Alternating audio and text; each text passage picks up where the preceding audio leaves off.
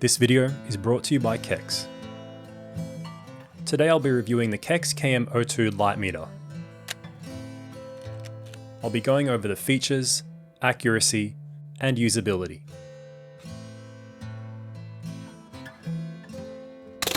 Whether you're shooting slowly and deliberately, or in more dynamic situations, like out on the street. When it comes to shooting film, your exposure can make quite a difference to the final results.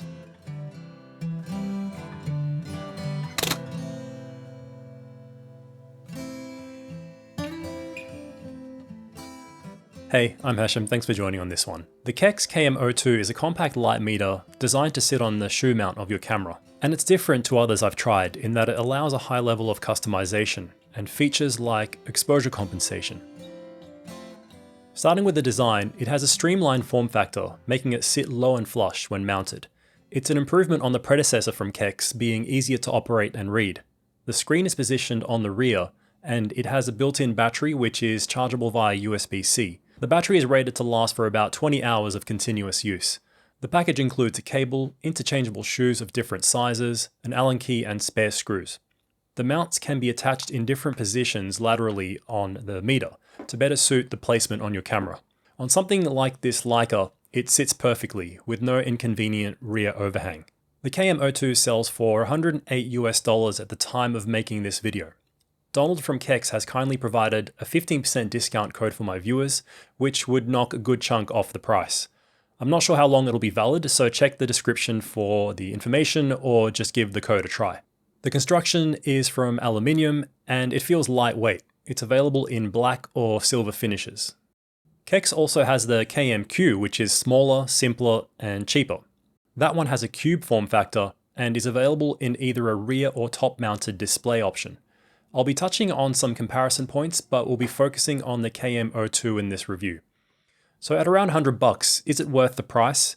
And how does it compare to other meters? To answer that, let's dive into accuracy first, because that's the most important aspect as far as I'm concerned. Rather than demonstrate this only using scans of shots I've taken, I thought I would get a bit more scientific, because it's easy enough to just take shots on film using the meter readings and show you the scans. But if you want a better idea of accuracy, you need to eliminate the multitude of other variables that are involved when it comes to film photography. Negative film has a lot of latitude, so it doesn't make for the most accurate test vehicle. I tested it against other known accurate meters such as the reflective meter featured in my Sekonic L308 or the meters in my other cameras. I also compared it to some other compact meters from Usability and the KMQ sibling from Keks. These little hot shoe meters use reflected metering, similar to the built-in meter in film cameras. The reflected meter in my handheld Sekonic uses a 40-degree angle, which is close enough to the 30 degrees in the Keks. However, I made sure to account for this difference in the size of my test surface and distance from it. In dim light, the KM02 performed close to the reading from the Sekonic, and better than the Usability meters. Under bright conditions, this trend was repeated. The Keks meters were on par with the Sekonic, or within half a stop. In comparison, the Usability is overexposed by 1 or even 2 or more stops, depending on the model. I also tested some scenes using the ambient reading with the bulb on my Sekonic and had similar results. However, where this could fall short is in backlit scenes. As with any reflective metering, you'll need to pay special attention to backlit or other tricky scenes. The 30-degree reception angle of the KM02 is roughly equivalent to the field of view of a 50mm lens, which is a good compromise between narrow and wide metering reception. This gives a slightly center-weighted reading when shooting with wider lenses, which is helpful to avoid exposure errors from bright sky or other peripheral areas of a scene.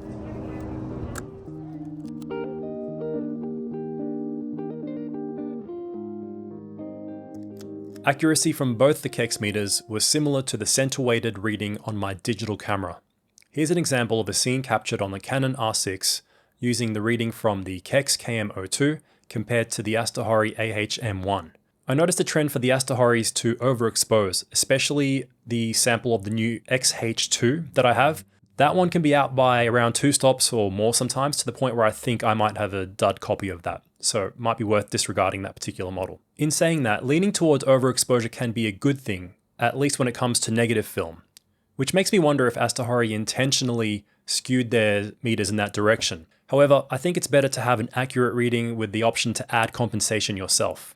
Better yet, the KM02 even allows you to go into the menu and set a preference for biasing over or under exposure. This setup is better in the long term for your ability to judge light by eye or to shoot film stocks that demand more accuracy like slide film. It's better to have something accurate out of the box, and in my tests, the Keks meters performed well. The next important aspect is usability. The KM02 has a rear OLED display which is easy to read and can be set up with varying levels of information, a standard mode and a detailed mode, which includes the lux and EV readings. You can set it to meter continuously or on demand. You can switch between aperture or shutter priority metering with the click of a button. Furthermore, the KM02 allows you to customize the aperture and shutter and ISO stops to suit different lenses or cameras. Your shutter and aperture stop settings can be saved as different presets within the menu. Other controls include auto power off settings, an inverted display mode, and brightness settings. So I wanted to see how the little screen performs, especially on bright sunny conditions like what I have today out on the streets of Melbourne doing a bit of street photography. And initially when it was in direct sunlight, I found it a little bit dim, but then all I did is went into the settings and turned on auto brightness, and already just with that I found that there's enough brightness to be able to read the screen even with some really strong direct sunlight. You can manually set the brightness to whatever level you want, but I think auto brightness seems like a good compromise. It already has a detection of how bright it is out there, so it allows you to kind of save battery where you need it.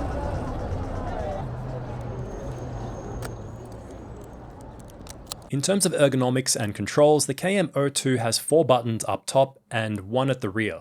On the top right side are the up and down selection controls.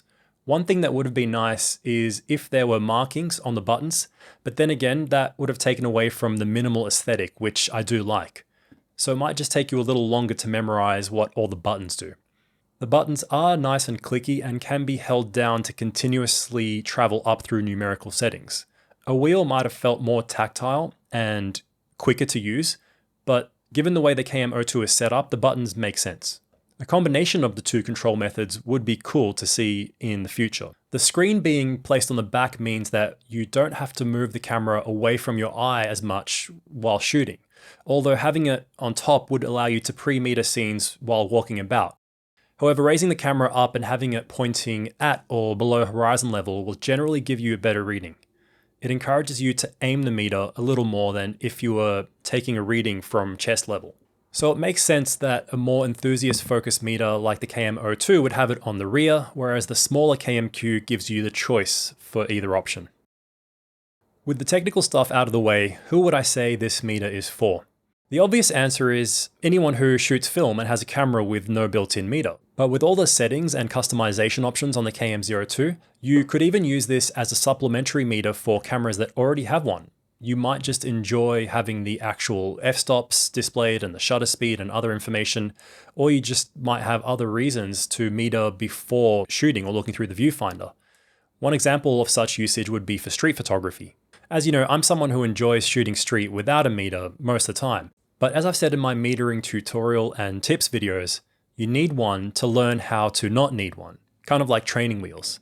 And even when using Sunny 16, sometimes it's good to have a meter for getting a baseline reading or dealing with trickier lighting situations. Another situation where little meters like this can come in handy is not only cameras that don't have a light meter, but ones like my Pentax 6.7, which has a metered prism, but I know it's quite unreliable. So having something like this little Keks is handy, especially if I have the grip on. And what I could do is change the mounting. At the moment I have it set up for the Leica, but I can put the bigger shoe mount on there because this is a little bit loose. So that's a good thing that they include the larger shoe, so it would fit nicely in there and I can center it. So it's quite versatile to use across different cameras.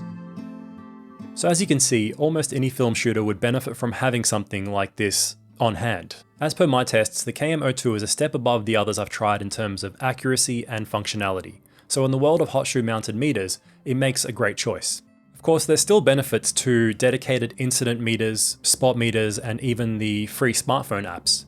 But if you're ready to step up from the free apps or start thinking more about light and exposure, the KM02 makes a great standalone or supplementary option. Given the solid build quality, accuracy, and functionality, I definitely say that it's worth the price. It sits at a nice spot in terms of price below more expensive meters like the Fuchtländer with its more traditional analog approach, and then it's more functional than the most competing options of similar design. So in my opinion, the price tag is a fair one. Whether you go for the full-fledged KM02 or the simpler KMQ, these little devices are quite impressive and well engineered.